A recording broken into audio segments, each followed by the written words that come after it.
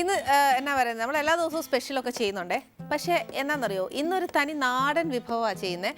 എന്നാൽ ഞാൻ ഇന്ന് ഉണ്ടാക്കുന്ന കറിയാണെങ്കിൽ എല്ലാവർക്കും അറിയാവുന്ന ഒരു കാര്യം തന്നെയാണ്. പക്ഷേ ഇതിനകത്തൊക്കെ ഏറ്റവും വലിയൊരു പ്രത്യേകത എന്നാണെന്നറിയോ, ഇന്നിത് ഇഷ്ടപ്പെടുന്ന ഒരു വ്യക്തിയാണ് നമ്മുടെ ഈ ആനീസ് കിച്ചണിലേക്ക് വരുന്നത്. അതാരാ എന്താന്നൊക്കെ ചോദിക്കുവാന്നേൽ ആ ചേച്ചിയമ്മയെക്കുറിച്ച് പറയുവാണെങ്കിൽ എനിക്ക് ഒത്തിരി കാര്യങ്ങൾ പറയാനുണ്ട്. എനിക്ക് മാത്രമല്ല, പക്ഷെ ആ ചേച്ചിയമ്മയെ കാണുമ്പോൾ ഉണ്ടല്ലോ നമുക്ക് എല്ലാവർക്കും അറിയാം. ചിലപ്പോൾ ഒക്കെ ആ ചേച്ചിയമ്മ നമ്മുടെ ഒരു ഓപ്പോളായി മാറിയിട്ടുണ്ട്, ചിലപ്പോൾ ഒരു ചേച്ചിയായി മാറിയിട്ടുണ്ട്, ചിലപ്പോൾ ഒരു അമ്മയായി മാറിയിട്ടുണ്ട്. പക്ഷേ ഇത് ക്യാരക്ടർ വൈസ് മാത്രമൊന്നും അല്ല ഈ ചേച്ചി ഇങ്ങനെ ആവുന്നത്. ബേസിക്കലി എനിക്ക് ചേച്ചിയെ അറിയാവുന്ന, അപ്പാർട്ട് ഫ്രം ഫിലിം ആണെങ്കിലും ബേസിക്കലി എനിക്ക് ചേച്ചിയെ അറിയാവുന്നതുകൊണ്ടും ഞാൻ പറയുക, ചേച്ചി എല്ലാ ഈ പറഞ്ഞ വാക്കുകളിലും ഒക്കെ തന്നെയാ ചേച്ചി. പിന്നെ ഈ പറഞ്ഞ എന്നാന്നോ, ചേച്ചി പറഞ്ഞ കൂട്ട് വലിയ ജങ്ക് ഫുഡ്സ്, ഫാസ്റ്റ് ഫുഡ്സ് ഒന്നും തിന്നുന്ന ഒരു വ്യക്തിയേ അല്ല ചേച്ചി. ചാനി നാടൻ ചേച്ചിയാണ്. ഒരു ചേച്ചിയുടെ നാവും ഉണ്ടല്ലോ ഭയങ്കര നാടൻ രുചികൾക്ക് മാത്രം ഇഷ്ടപ്പെടുന്ന ഒരു വ്യക്തിയും കൂടിയാണ്. അതുകൊണ്ട് ചേച്ചിക്ക് ഈ പറഞ്ഞ കൂട്ട് നമ്മൾ ഈ എൻ്റെ ഈ പ്രോഗ്രാമൊക്കെ കണ്ടേച്ച് ആദ്യം എന്നെ വിളിച്ച് പറയുന്നതും ചേച്ചിയാണ്. എന്നാന്ന് വെച്ചാൽ നമ്മൾ ചെയ്യുന്നത് നല്ലയാ, കറക്റ്റ് ഇൻഗ്രീഡിയൻ്റ് ചേർക്കുന്നതെന്നൊക്കെ ചേച്ചി വിളിച്ചു പറഞ്ഞു. പിന്നെ ഈ ഓരോ എപ്പിസോഡ് ചെയ്യുമ്പോഴത്തേനും ഉണ്ടല്ലോ എനിക്കങ്ങ് പേടിയാണ്. കാര്യം എന്താ വെച്ചാൽ എന്നേലൊരു ചെറിയ തട്ടിപ്പ് നമ്മൾ ചെയ്താൽ ചേച്ചി അന്നേരം പിടിക്കും. പിന്നെ ഈ ചേച്ചി ചേച്ചി ചേച്ചി അമ്മ എന്നൊക്കെ ഞാൻ കുറേ നേരമായിട്ട് പറയുക. പക്ഷേ ഇതാരാ വരുന്നതെന്നുള്ളത് ഞാൻ ഇതുവരെ പറഞ്ഞില്ല അല്ലേ.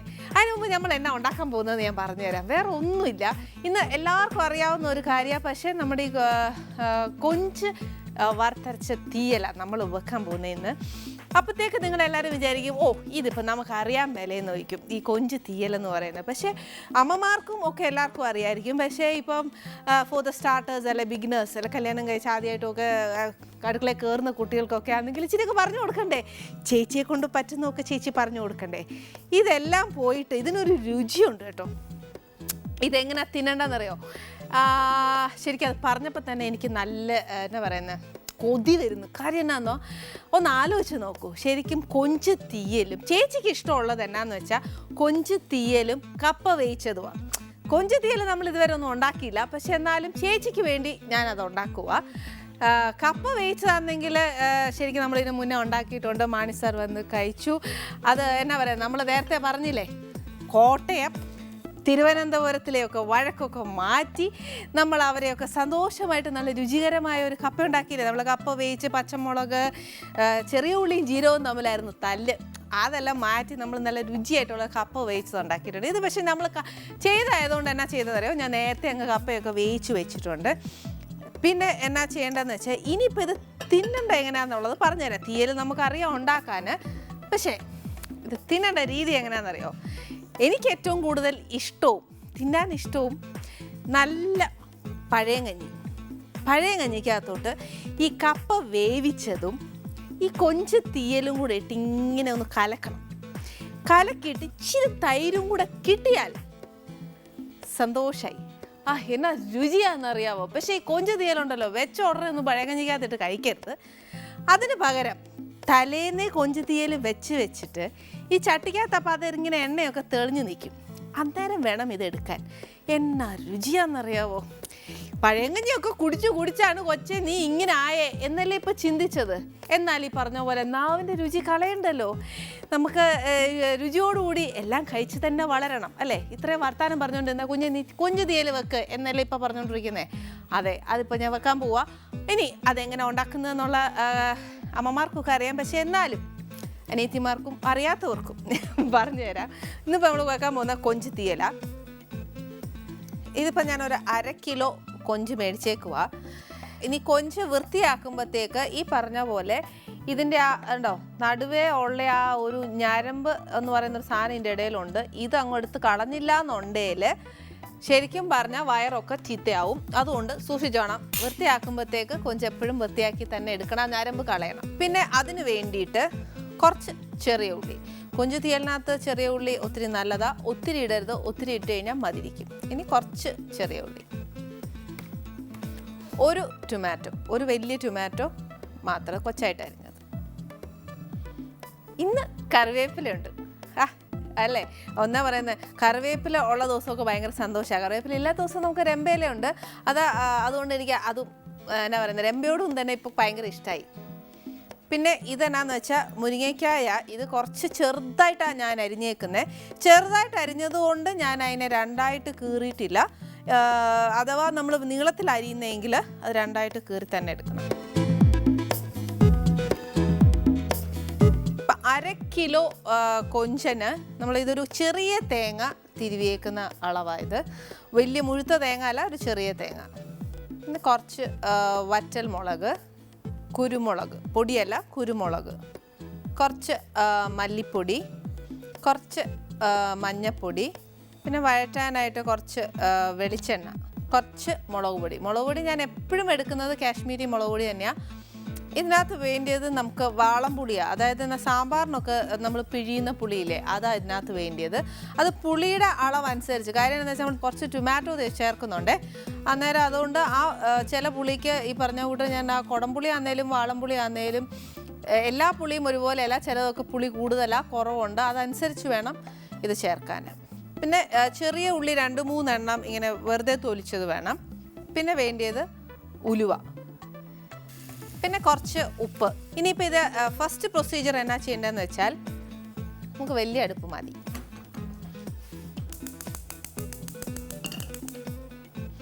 അടുപ്പ് കത്തിച്ചേച്ച് ഈ സമയം നമുക്ക് തേങ്ങ ആദ്യം നമ്മൾ എന്നാ ചെയ്യാൻ പോകുന്നത്, തേങ്ങ വറുത്ത് അരയ്ക്കാൻ പോവുക. അപ്പോൾ വറുക്കുമ്പോൾ വേണ്ടിയ സാധനങ്ങളാണ്. ആദ്യം നമ്മൾ തേങ്ങ ഇടണം. അത് കഴിഞ്ഞിട്ട് ഞാൻ പറഞ്ഞില്ലേ ചെറിയ ഉള്ളി, അത് ചെറുത് നോക്കിയിട്ട് മതിയാവും. ഒരു 6 ചെറിയ ഉള്ളിനകത്തിട്ടു. ഒരു 4 വറ്റൽ മുളക് പൊട്ടിച്ചിനകത്തോട്ട് ഇടുക.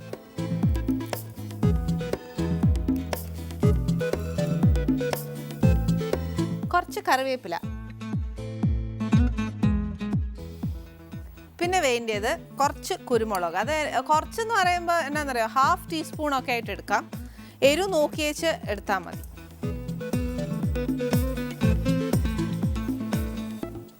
പിന്നെ ഒരു ഉലുവ എന്നാ പറയുന്നത്, അതും ഈ കൈക്ക് ശരിക്കും പറഞ്ഞാൽ വീട്ടിലൊക്കെ എന്നാന്നറിയോ, നമ്മൾ ഈ കയ്യിലൊക്കെ എടുത്തെടുത്ത് ആ ഒരു കണക്കാട്ടോ. ഉലുവ ഒത്തിരി ഇടണ്ട, ഒരു 1/4 അല്ല, അതിനേക്കാട്ടും ഒരു ഇച്ചിരി ഇതിനകത്തോട്ട് ഇട്ടേച്ചാൽ മതി. നമ്മൾ അമ്മമാരൊക്കെ പറയില്ലേ, ഒരു 2 ഉലുവ അങ്ങോട്ട് ഇട്ടേച്ചാൽ മതി എന്ന് പറയുന്നത്. എണ്ണി 2 ഉലുവയല്ല, ഒരു ഉലുവ കണക്ക് അങ്ങനെ പറയുവാണെങ്കിൽ ഒരു 6 എണ്ണം ഇട്ടേക്ക്. ഇനി ഇതെന്നാ ചെയ്യണമെന്ന് വെച്ചാൽ നല്ലതായിട്ട് തേങ്ങ മൂത്ത് വറക്കണം. ഇതിനകത്തോട്ട് എണ്ണ ഒഴിച്ചാൽ, വെളിച്ചെണ്ണ ഒഴിക്കുവാണെങ്കിൽ പെട്ടെന്ന് മൂത്ത് കിട്ടും. പിന്നെ എന്നാന്ന് വെച്ചാൽ അതൊരു കാര്യം. പക്ഷേ ഇപ്പോഴും എണ്ണ, പക്ഷേ തേങ്ങ വറുത്ത് അരച്ച് അങ്ങനെയൊക്കെ വരുവാന്നേൽ അതും എണ്ണയാണ്. അതുകൊണ്ട് നമുക്ക് ക്ഷമയോട് കൂടി ഇത് വറുത്തെടുക്കുന്നതായിരിക്കും നല്ലത്. പിന്നെ ഇത് വറുത്തെടുക്കണം എന്നുണ്ടെങ്കിൽ കുറച്ച് സമയം എടുക്കും. ക്ഷമ എന്നൊരു സാധനം ഞാൻ പറഞ്ഞില്ലേ, ക്ഷമയോടുകൂടി ഞാൻ തേങ്ങ നല്ല വറുത്തന്നെ ബ്രൗൺ കളറാക്കിയിട്ടുണ്ട്. കരിയാൻ സമ്മതിക്കരുത്. പിന്നെ എന്താണെന്ന് വെച്ചാൽ ഇനി ഞാൻ ബ്രൗൺ ആക്കിയ തേങ്ങയ്ക്കകത്തോട്ട് തീ നല്ലതായിട്ട് സിമ്മാക്കി വെച്ച് നമുക്ക് പൊടികൾ ചേർക്കണം. ആദ്യം കുറച്ച് മഞ്ഞൾപ്പൊടി, 2 ടീസ്പൂൺ മുളക് പൊടി. ഇത് ശരിക്കും മുളക് പൊടി ഞാൻ പറയുന്ന കാശ്മീരി മുളക് പൊടിയാണ്. അല്ലാതെ ഞാൻ കുറച്ച് വറ്റൽ മുളക് ഇട്ട് തേങ്ങ മൂപ്പിച്ചിട്ടുണ്ട്, അതുകൊണ്ട് നോക്കി വേണം ഇടാൻ. പിന്നെ കുരുമുളക് കൊണ്ട് അതേപോലെ 1 ടീസ്പൂൺ മല്ലിപ്പൊടി. ഇത്രയും ഇട്ടിട്ട് തേങ്ങ ഏകദേശം മൂത്ത് കിടക്കുമല്ലേ, അന്നേരം എന്നാ ചെയ്യേണ്ടതെന്ന് വെച്ചാൽ ആ ചൂടോടെ തന്നെ നമ്മൾ ഈ ഇട്ട പൊടിയും കൂടെ ഒന്ന് മൂത്ത് കിട്ടണം.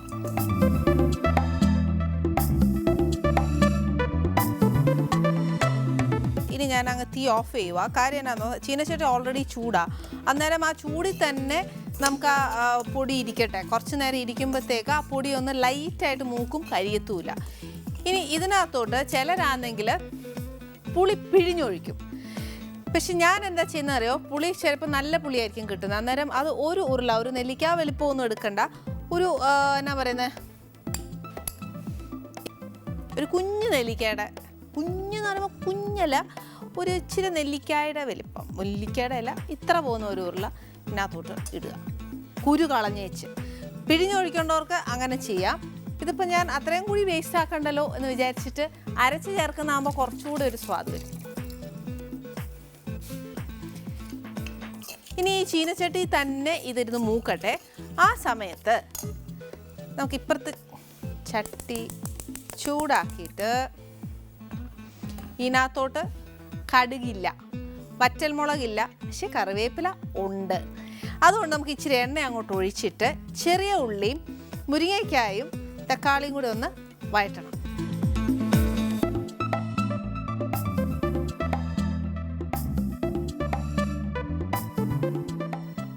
ഒരു 3 ടേബിൾ സ്പൂൺ എണ്ണ ഇതിനകത്ത് ഒഴിച്ചിട്ട്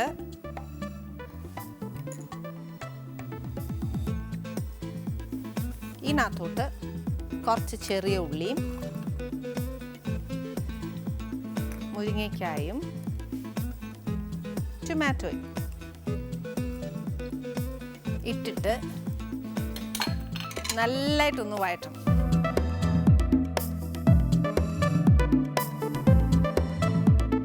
ഇത് ചൂടാവുന്ന സമയം കൊണ്ട് നമുക്ക് ഈ വറുത്ത് വെച്ചേക്കുന്നില്ലേ അത് ഇച്ചിരി ഒരുപാട് നേരം ആ ചീനച്ചട്ടിയിലിരുന്നാൽ ചിലപ്പോൾ അതങ്ങ് എന്നാ പറയുന്നത് മൂത്തങ്ങ് പോവും. അപ്പോൾ ഒത്തിരി വേണ്ട, ഇച്ചിരി നേരം ഒന്ന് ഇരുന്ന് അതിൻ്റെ മൂത്തൊന്ന് വന്നു കഴിയുമ്പോഴത്തേക്ക് നമുക്കിത് നല്ല മഷി പോലെ നല്ലതായിട്ടൊന്ന് അരച്ചെടുക്കാം.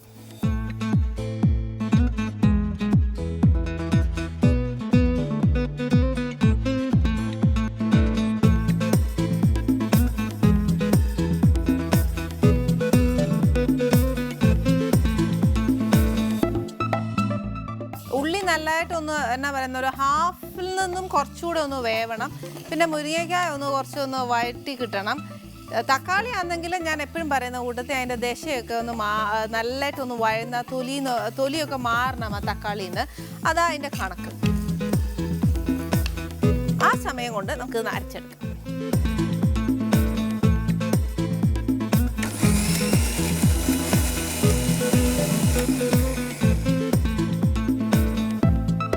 നമ്മൾ അരപ്പ് നല്ല മഷി പോലെ അരച്ചിട്ടുണ്ട്. അതിനകത്ത് പുളി നമ്മൾ കളഞ്ഞില്ലേ, നമ്മൾ ഉപയോഗിച്ച എല്ലാം നല്ലതായിട്ട് അത് തന്നെ പറയുന്നത്. പുളിയൊക്കെ ശരിക്കും എന്താ പറയുക, പിഴിഞ്ഞൊന്നും കളയരുത്. ഇങ്ങനെയൊക്കെ നല്ല പുളിയാണ് കിട്ടുന്നതെങ്കിൽ പിന്നെ എന്നാ കുഴപ്പം. ചീത്ത പുളിയാണെങ്കിൽ ചിലപ്പോൾ എനിക്ക് പറയാൻ നോക്കുക, നമുക്ക് എല്ലാ നേരവും കിട്ടുന്ന ഒരുപോലെ ആയിരിക്കണമെന്നില്ല, കല്ലുള്ളത് കാണും, അതൊക്കെ നോക്കി കണ്ടേച്ചുമൊക്കെ ചെയ്താൽ മതി കേട്ടോ.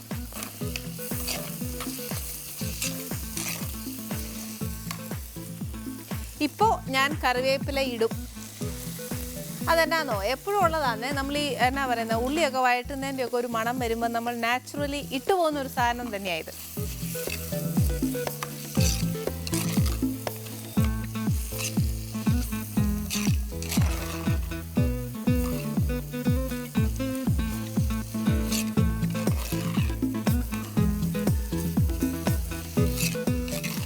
ഇപ്പം നല്ലതായിട്ടൊന്ന് വഴന്നു.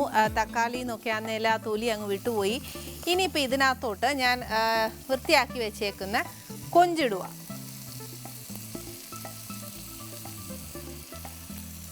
ഇതെനിക്കിപ്പോൾ കിട്ടിയേക്കുന്നത് നല്ല മുഴുത്ത കൊഞ്ച.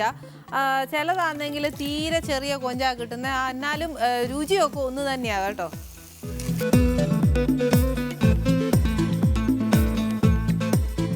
ഇതിനകത്തോട്ട് ഇനി നമ്മൾ അരച്ച് വെച്ചേക്കുന്ന ആ തേങ്ങ ഇതിനകത്തോട്ട് ഇടണം.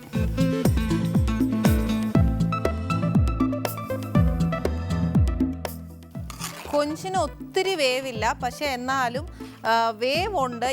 വേവില്ലാത്തൊരു മീനൊന്നും അല്ല കൊഞ്ച്. അതുകൊണ്ട് എന്നാന്ന് വെച്ചാൽ അതിന് ഇച്ചിരി നല്ലതായിട്ട് വെള്ളം ഒഴിച്ചു കൊടുക്കണം. പിന്നെ വറുത്തരച്ച തീയലൊക്കെ ആണെങ്കിൽ ശരിക്കും കൊഞ്ച് വെള്ളത്തിൽ കിടന്ന് വറ്റി എണ്ണയൊക്കെ തെളിഞ്ഞ് കഴിയുമ്പോഴാണ് അതിൻ്റെ ആ രുചി വരുന്നത്. അതുകൊണ്ട് ധൃതി പിടിച്ച് കൊഞ്ച് വെന്തു എന്നും പറഞ്ഞ് വാങ്ങരുത്. അതിനൊരു സാവകാശം കൊടുക്കണം. എന്നാലേ നല്ല പഴയങ്ങഞ്ഞിയിലൊക്കെ ഇട്ട് കുടിക്കുമ്പോൾ അതിൻ്റെ ഒരു സ്വാദ് വരുള്ളൂ. ഇനി ഇതിനകത്തോട്ട് കുറച്ച് ഉപ്പ്,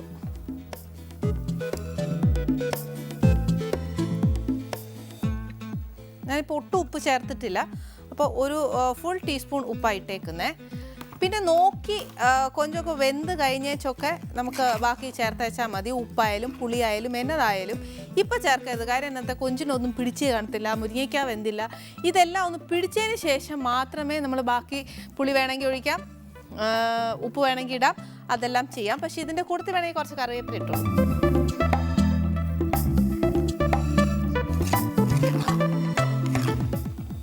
ഇപ്പം ഞാൻ ഒഴിച്ച മസാല നല്ലതായിട്ട് ഞാൻ ഇതിനകത്ത് ചേർത്തു. ഇനി ഇതിന് ചാറ് വേണ്ടേ, കൊഞ്ച് വേവണ്ടേ. അപ്പോഴാണ് ഞാൻ ഈ എന്നാ പറയുന്നത് അരച്ച മിക്സിയിൽ തന്നെ കുറച്ച് വെള്ളം ആ അരപ്പിനെ തന്നെ കഴുകി എടുത്തേക്കുക. അതും കൂടെ ഇതിനകത്ത് ഒഴിച്ചു. ഇനിയിപ്പോൾ ഈ കൊഞ്ച് തീയൽ ഇങ്ങനെ തന്നെയാണോ, ഇത് തന്നെയാണോ രുചി എന്നൊക്കെ ചോദിച്ചാൽ ഞാൻ പഠിച്ചേക്കുന്നത് ഇങ്ങനെ തന്നെയാണ് ഞാൻ ചെയ്തേ.